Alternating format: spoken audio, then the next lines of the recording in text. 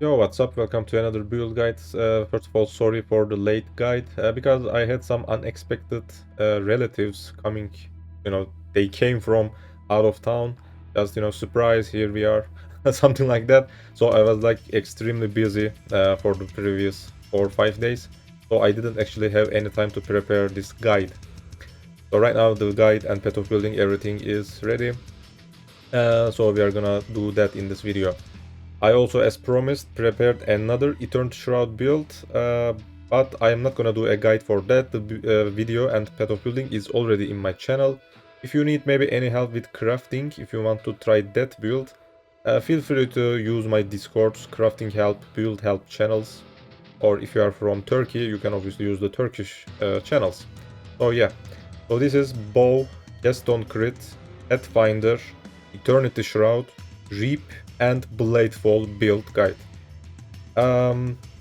Most of the times you see maybe Bow, Gaston Crit builds as Ice Spear, Deadeye, or I believe that's the only thing that is out there, I'm not sure.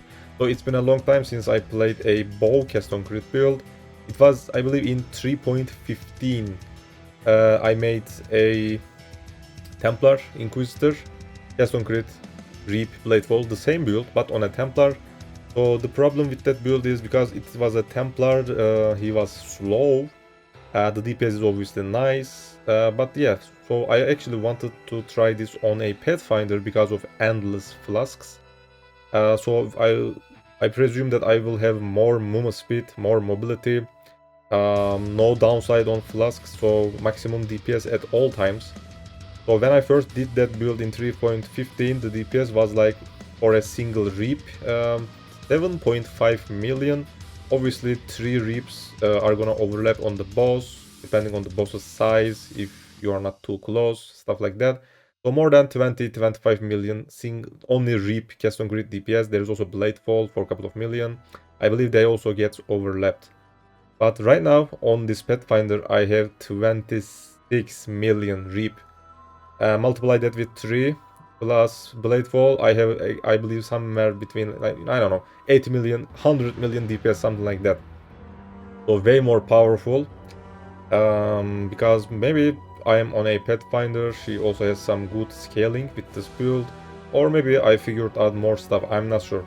So feel free to also check that guide if you wanna fix the talent tree, maybe try on an Inquisitor, maybe you already have a Templar ready.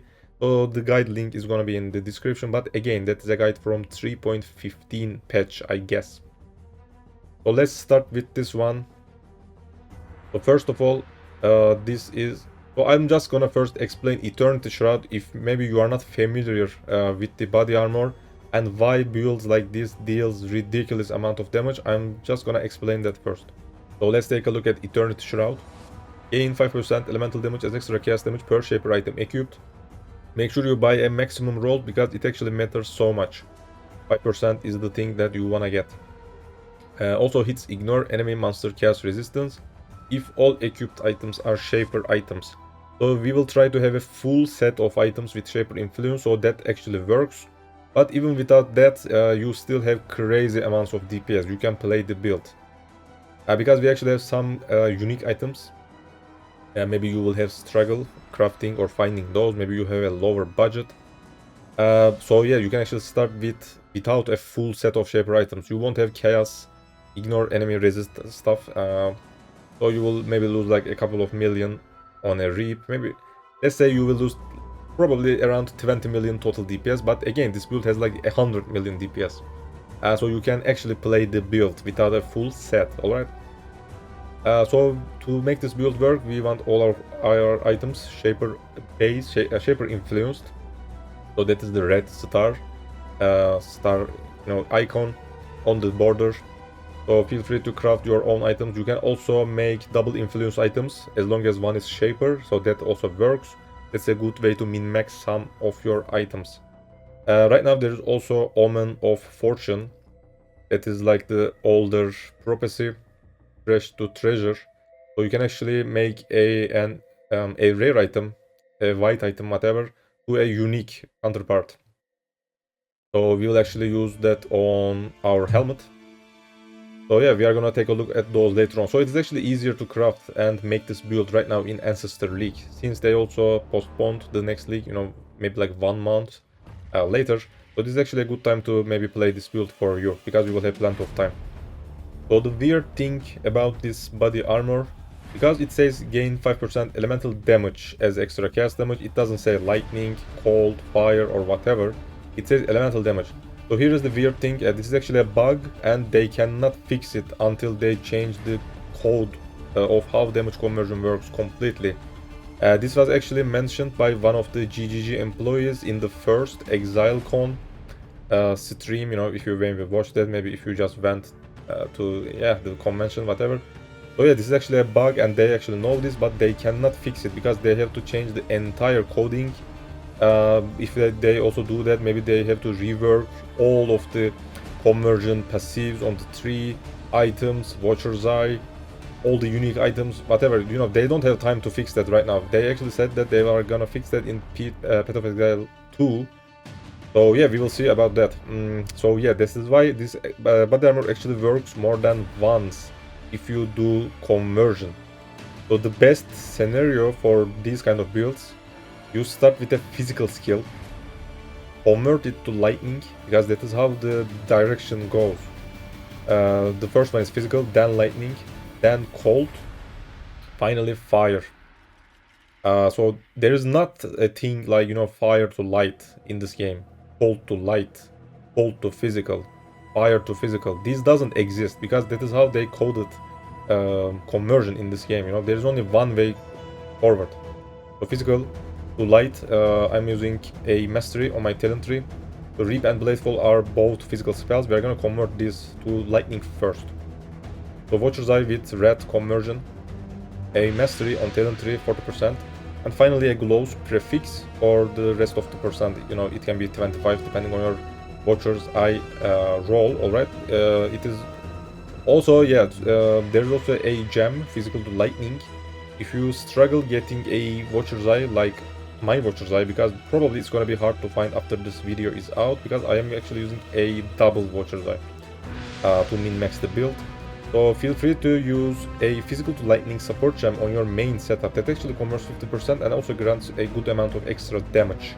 So if you see extra on any of your items, physical damage as extra lightning, extra cold, elemental damage as extra something, those stats are completely broken for this build. They are gonna provide huge amount of DPS. I will also prepare another Path of Building for a lower budget that is still gonna be at least 50 or 60 million DPS, I'm sure about that. So make sure you follow that if you have a lower budget, alright? So right now, my lightning conversion is 100%, I'm not dealing any physical damage. Then we are using 2 Call of Brotherhood rings with Elemental Catalyst applied. So 48% lightning damage convert to cold damage, which makes 96, I guess. So we are gonna actually miss 4% cold damage, so we will still deal some lightning damage in the end. But most portion are gonna be cold damage. So here is something you can do, but I haven't tried that. Maybe it is not good for this build, I'm not sure. You can actually also use cold to fire support gem to convert some cold to fire, so Eternal Shroud actually works one more time. That is something that you can do, but I haven't tried that. Because this is a custom crit build, I have so much gems in my setup, alright. And that's it about the conversion.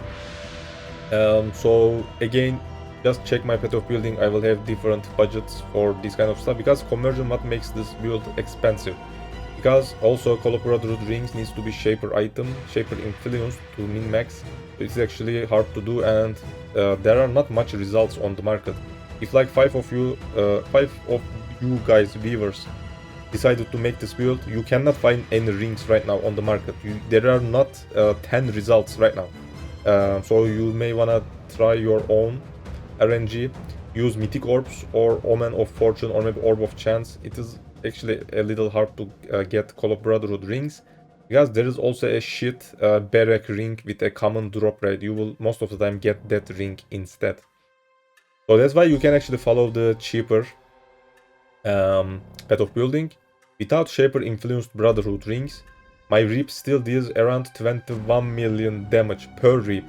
So that's gonna be 3 overlapping, more than 60 million Reap plus Bladefall. Again, the build still has more than 70 million DPS without full Shaper set.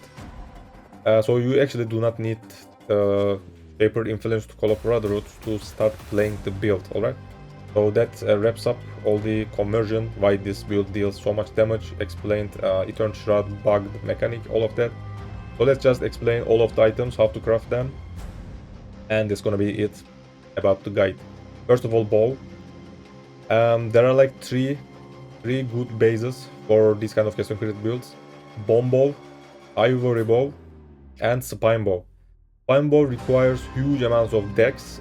We don't want that because we are not gonna have that much dexterity. You can do that, but it's gonna be a waste of some stats on your items, or maybe talent tree. You know, don't use spine bow because that dexterity is just too high. I get an ivory or bomb bow as shaper influenced. There are like lots of results, especially on ivory bow. Like maybe like 5 chaos, alright, the base. Obviously check the item levels on the database. I'm not gonna tell all of those right now. I don't wanna make the video super long. It's already gonna be long because this is a self-craft guide, alright. So just check the database for the required item levels, alright, and get the minimum item level on your items when you are crafting. So you want your bow to be able to roll Keystone Crit.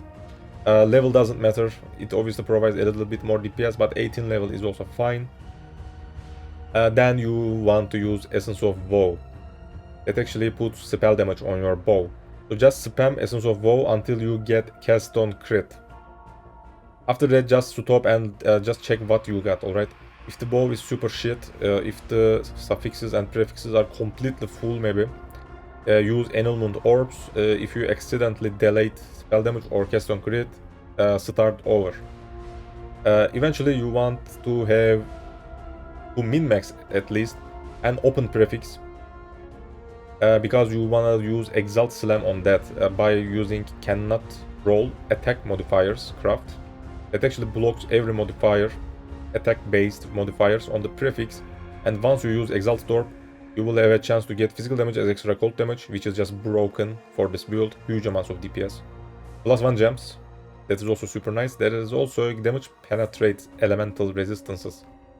Because this build only ignores chaos resist, so you can actually still get elemental penetration from your items, boots, enchant, talent tree, stuff like that. So make sure you Exalt Slam. I got physical damage as extra cold damage. Then for the suffixes, you can use prefix cannot change and use a Veiled Chaos Orb, or maybe use the Syndicate member, I-Link, Ace-Link, Ash-Link, whatever her name is, to get a Veiled modifier on the suffix. So the good ones are crit strike chance with strength and intelligence. So that is actually very good because this build also needs a little bit intelligence and strength. So that crit modifier is actually nice. Because this is a Keystone Crit build, you need to have 100% crit, so your bow must have a crit strike chance in the end. You can also craft that from the bench yourself. So other good Veil modifiers, double damage while focused, crit multiplier near a unique or rare enemy, I guess, something like that. Maybe attack speed, that's it. So that's gonna be your bow in the end. Next, Quiver. So first of all, the base should be a Vile Arrow Quiver. Physical damage as extra chaos damage. After that, there are two good influences for this, Shaper and Crusader. So again, check the item levels on the Path of Exile database website and get the minimum required, obviously. So get a Vile Arrow Quiver with Shaper influence. Use Alteration Orbs until you get tier 1 physical damage as extra cold damage. Make sure your bow doesn't have any other Shaper modifiers, alright? So gain physical damage as extra cold damage. Okay, that Quiver is enough. Then buy a Crusader Quiver with physical damage as extra lightning damage, tier 1, or use Alteration Orbs and craft one yourself. That second Quiver, the Crusader one, doesn't have to be Vile Arrow Quiver, because we are actually gonna burn that Quiver, destroy that, by using obviously Awakener Orb. So Awakener Orb just combines both influences on the same base type. So make sure you click the Crusader, the random Quiver first, because that's gonna get destroyed. and click while arrow quiver lasts. That way you will have a while arrow quiver with physical damage as extra cold and physical damage as extra lightning damage at the same time, double influence quiver. If you get any attack speed, maybe accuracy, crit chance for bow attacks, I don't know, maybe life resist, that's a good quiver, that's enough. You know, try to get something. This is actually super cheap to try. Feel free to try a couple of these, maybe. Use Annulment Orbs, maybe multi-mode, put some other stuff, use Exalted Orbs, you know, try to finish the craft. So in the end, quivers can have double physical, accuracy, attack speed, anything that works for the build, life, movement, not movement speed, I guess. Maybe Shaper has movement speed, I'm not sure. And if you have an open suffix, you can also put Frenzy Charge on crit strike chance. If you cannot put that, your Mana Forge arrow setup must have Frenzy to gain Frenzy charges, alright? Don't forget that. Next, Helmet Heat Shiver. So this is a unique item, so you need to use Omen of Fortune or Orb of Chances to craft this. The good news is Leather Hood is the only unique item, so it's gonna be 100% Heat Shiver. So this is actually super easy to make. Just buy a Leather Hood, at least 68, I believe, item level. It is a little bit hard to find a Shaper influenced Leather Hood, so just buy something random, alright? Use any of the orbs, the Exalt Orbs, Hunter, Warlord, whatever, to make the item influenced. Then use a random Shaper influenced base item. It doesn't matter, it can be a Lion Pelt, a, I don't know, something helmet, alright? A Shaper influenced. So in the end you will have a Leather Hood with a random influence, a Shaper influenced random helmet. Use Awaken Orb on the Shaper, then finally click Leather Hood. You will have a double influenced Leather Hood in the end. Alright? It's also gonna look cooler compared to a single Shaper influenced item, alright? Then use Omen of Fortune, Orb of Chance, whatever. Then you will have a Heat Shiver, guaranteed. Because again, this is the only Leather Hood unique item in the game. Feel free to get enchant service from TFT Discord or whatever. +1 max blood charge is the best thing you can get because this is mainly a Reap build. If you wanna do more mapping, consider getting Bladefall, has an additional volley. Next, gloves. This build will need a little bit suppression, so that's why I highly advise you to put suppression on your gloves, or maybe use some tattoos, something like that, to fix the required suppression. Other stats, life, resist, maybe accuracy if you still need. Make sure you have at least 97, 98%, something like that, accuracy on your bow skill. Just check your path of building, obviously.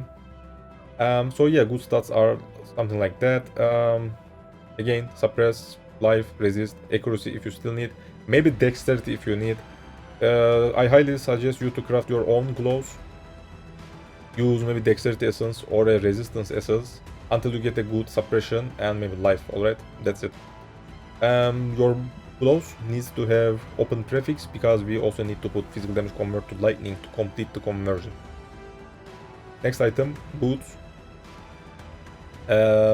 People always craft these because this is like the best item, the best thing you can get for boots on custom crit builds. Any custom crit builds use these kind of items. Cooldown recovery rate, that is already Shaper influenced, so don't make the mistake and buy a Crusader boots by accident, because cooldown recovery rate can exist on Shaper and Crusader items. So while buying the boots, type cooldown recovery rate at least 14%. That's the breakpoint, alright? Or you may need to use Divine Orb on your boots, which is not ideal actually. So at least 14% cooldown. Tailwind. And also type Shaper influenced on the trade side. So you can actually get it by a Shaper influenced boots, not a Crusader. Alright? Other stats, life, movement speed, maybe resist if you can put, and that's it. Feel free to use again enchant service, maybe put damage penetrates if you haven't killed recently, because this build actually can penetrate elemental resist. Again, I also explained these early on. Or maybe movement speed enchant if you want to do more mapping. Next, Amulet. +1 all skill gems, +1 dex gems, +1 strength gems, anything that works for the build. Other good stats, again, if you still need accuracy, if you cannot get accuracy on your gloves, maybe on your jewels, but there are lots of places to put, especially jewels, you know. So try to push that accuracy actually. Accuracy is also a nice choice on the amulet, but it's gonna be so hard to find that. What else? Crit multiplier. Physical damage as extra something. Shaper base already has that. You can also craft your own amulets maybe with some fossil crafting. Just check Path of Exile POE craft. What's that? Craft of Exile website, yeah. You can also do that. Maybe double extra amulet. Physical extra something, physical extra something. There should be 2 different extras on Shaper. So those kind of good DPS providing amulets. The base type should provide strength at least, because this build mainly needs some strength. We also use a Little Pride Jewel, which also helps with the strength actually. Already explained the rings, but I'm just gonna show them real quick and explain little quick one more time. These rings again do not have to be Shaper based. You can still play without a complete set of Shaper influenced items. You will still have more than 60-70 million DPS, because this is just a broken build in the end. If you want to craft your own Call of Brotherhood rings, you can buy random 2-stone rings with cold and lightning resist implicit, obviously, because that is the Call of Brotherhood base. Use Wall Orbs, then use Mythic Orbs. But there is also another 2-stone ring with cold and lightning resist, Barrack something ring. You will have like maybe 90% chance to get that ring, because that is actually a common drop. Call of Brotherhood is way less, way rare compared to that. So that's what makes this ring a little bit hard to craft. There is again not much results on the market as Shaper influenced, and after the video I'm sure that there are gonna be 0 results. So yeah, try crafting your own rings with Mythic Orbs, or just play without full set. It doesn't matter that much, DPS is just overkill. But obviously this is the min-max of the build. Belt. Sticking wise is the best, but obviously you can use another base. Flask associated affixes are good. Reduce flask use, flask duration, or what's that? Charge recovery of flasks, something like that. Charge gained, I guess. Just buy something like that, or maybe use alteration orbs, chaos orbs, whatever, to craft your own belts. You need some flask stuff, otherwise you cannot have 100% uptime on your flasks. If you cannot find or craft a good belt, I highly suggest you to change your talent tree. Maybe I will figure it out, but I don't promise anything. And use some medium clusters with flask stuff. Flasks, what's that? Fasting, I guess, a good notable. Plus charge gain, I guess. There should be a couple of more. So a good flask, medium cluster, that will also help you to sustain your flasks, alright? And it is all about the items. I'm not gonna take a look at the talent tree. I don't want to make the video any longer. Just check. Obviously, I will also put some notes on the path of building. Also read those. If you still maybe don't understand, maybe if I missed anything, make sure you use my Discord's build help, crafting help channels to get help for this build. I highly suggest you to play this one if you are up for a challenge, if you want to craft, if you wanna do some end of league experiment. Because as far as I know, no one plays this build. This is something that I created myself. This is a unique build, a fun build, and just broken in the end. And again, this build might get fixed in Path of Exile 2, so you don't have much time to play this actually. Thanks for watching. Don't forget to subscribe if you are new to the channel, and I will see you guys later. Bye bye.